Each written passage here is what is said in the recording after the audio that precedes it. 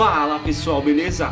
Eu sou o Gustavo, sejam muito bem-vindos ao Kern Analytics e no vídeo de hoje a gente vai colocar uma bola de cristal na mesa e tentar prever os gastos de uma empresa. É isso aí, mas infelizmente a parte da bola de cristal é mentira. Mas a gente vai sim prever os gastos, sabe como? Utilizando a regressão linear. Você já usou a regressão linear antes? Sabe para que serve? Onde vivem ou do que se alimentam? Não? Tá esperando o quê? Curta esse vídeo aí, se inscreva no canal que agora eu vou te mostrar como fazer isso no Excel. Sem enrolação, bora lá! Vamos recapitular. No vídeo anterior, seu gestor pediu para você analisar se existe alguma correlação entre esse valor de investimento em marketing e os novos clientes. A gente fez aqui uma análise e viu que existe sim uma correlação, como a gente calculou o coeficiente de correlação e o R². E utilizando o R², esse 0,943, a gente viu que existe sim a correlação entre os nossos dados, uma correlação forte e positiva.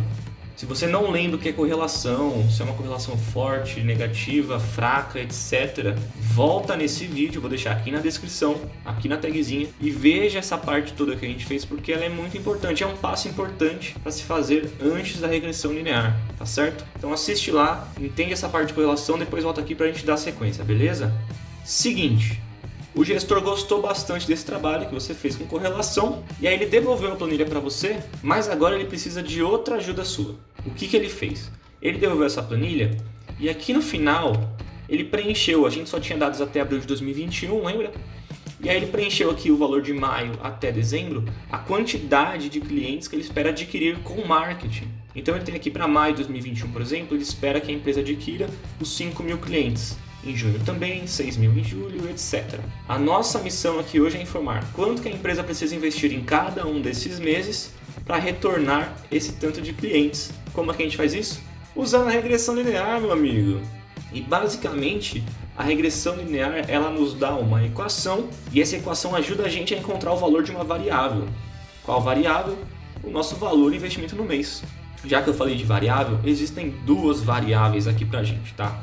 A gente tem a variável de novos clientes e a variável de valor investido no mês. A gente tem que dar nomes para essas variáveis. Existe a variável independente e a variável dependente. Calma, vou te explicar. A variável dependente, como o próprio nome já diz, ela depende de outra variável. E a variável independente, também como o próprio nome já diz, ela não depende de nada. O valor existe e acabou.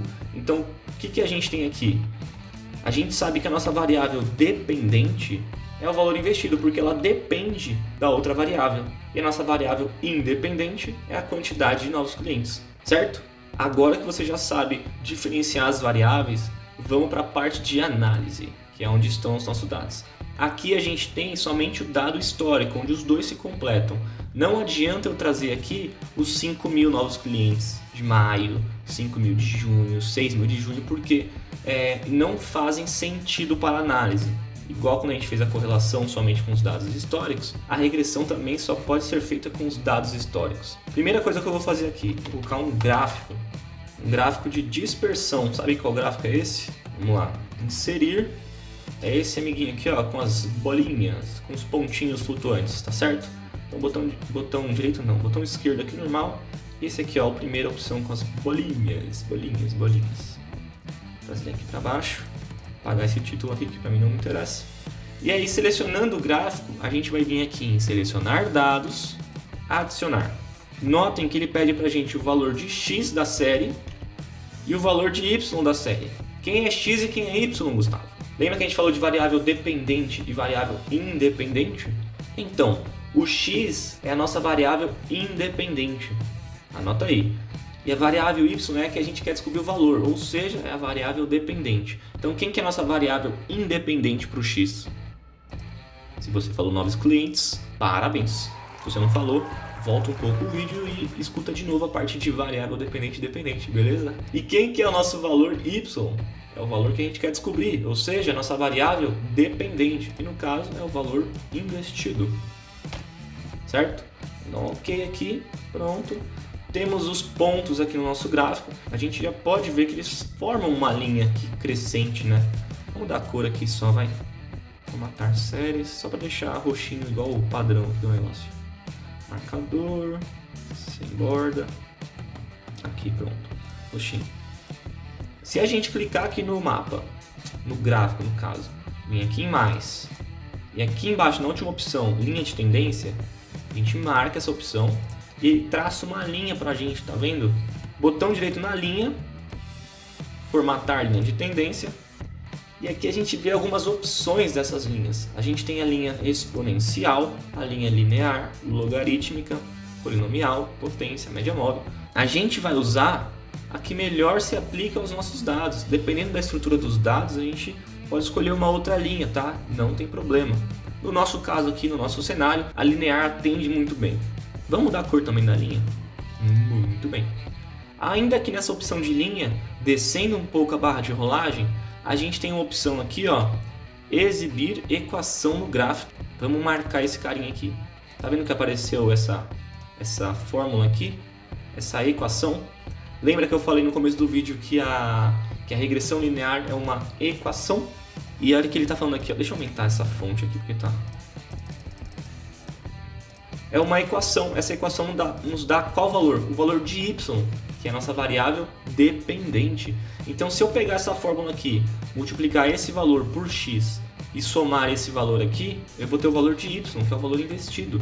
E quem que é o x? A quantidade de novos clientes. Então, por exemplo, no caso de maio, que eu tenho uma meta ali estabelecida de 5.000 clientes para conseguir, através do marketing, substituiria isso aqui por vezes 5.000. E aí me daria um y, que é o valor que eu precisaria investir.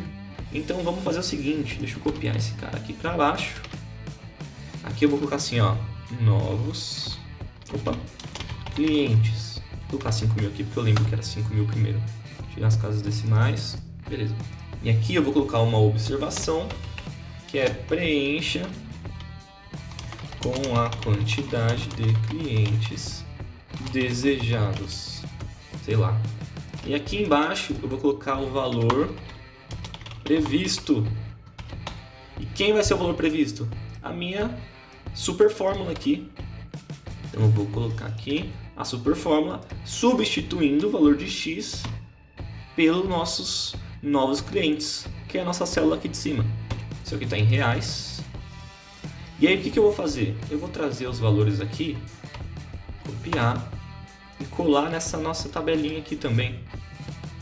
Transpor. Deixa eu copiar aqui também os meses seguintes. Se eu quiser captar 5.000 clientes novos, eu preciso investir ali um valor de R$163.000. E aí eu sei que esse valor se repete para os 5.000 aqui de baixo. E agora 6.000, eu venho aqui e coloco 6.000 e minha fórmula vai me retornar R$191.000.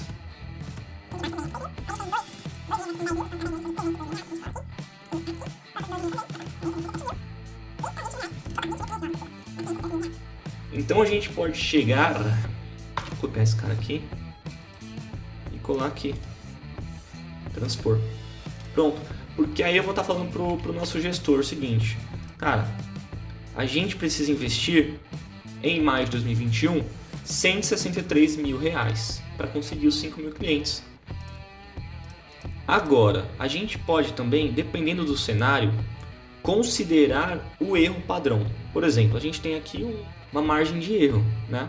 E essa margem de erro ela pode ser para cima ou para baixo. Então eu estou falando aqui que eu vou gastar, vamos voltar nos 5.000. Eu estou falando aqui que a gente vai gastar R$163.000. Imagina que eu coloco isso no orçamento e aí chega nesses R$163.000 e eu consigo só 4.000. É muito melhor eu colocar um pouquinho a mais no valor previsto e conseguir o valor que eu preciso do que orçar menos e gastar mais para conseguir.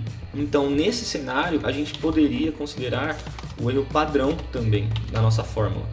E como a gente calcula o erro padrão no Excel? É uma fórmula chamada EPAD de erro padrão YX, EPAD de X. E aí o que ele pede pra gente? Os Ys conhecidos e os X's conhecidos. Quem são os Ys? De novo, é a nossa variável dependente, o Y, que a gente quer descobrir o valor. Então é o valor investido conhecido, não que a gente acabou de prever, só o conhecido, e o valor de X conhecido. X é a nossa variável independente, que é aquela que acontece independente do meu valor investido. Então, no nosso caso aqui, nossa variável independente, nossa variável X, são os novos clientes. Vou dar um Enter, e aqui a gente pode colocar em moedas. Então a gente tem um erro padrão de R$ 43.000 para cima ou para baixo. E o que a gente pode fazer é considerar esse cara aqui na nossa fórmula. Então a gente pode somar o erro padrão também. Então a gente pode chegar aqui no nosso 5.000, em vez de orçar R$ 163.000, a gente pode orçar 200 e tantos mil reais.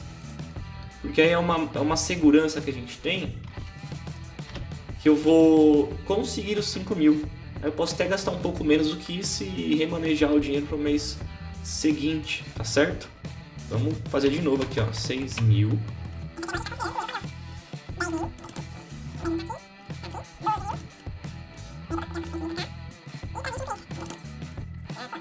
Então a gente vem aqui, copia de novo esses caras e substitui aqui. E o que a gente pode fazer, deixa eu só preencher a cor aqui para saber, para dar a entender que isso aqui é uma previsão. A gente pode colocar aqui no comentário valor previsto considerando a margem de erro padrão para cima. Beleza. E aí, para a gente fazer um trabalho mais completo, ele só pediu o valor do mês, certo? Mas a gente pode entender esses valores de investidos aqui em cada plataforma, segue um padrão. Vamos fazer o seguinte, vamos dividir esse cara aqui por esse 15%. Vamos travar aqui a célula, a célula 8. Vamos travar esse cara aqui só para a gente ver. Olha, segue um padrão, é 15%. 15% para Facebook e Google AdSense e 35% para Instagram e YouTube. Então ele segue um padrão aqui de 15, 35, 15, 35. Então o que a gente já pode fazer é complementar aqui, assim ó, igual esse valor aqui vezes 15%.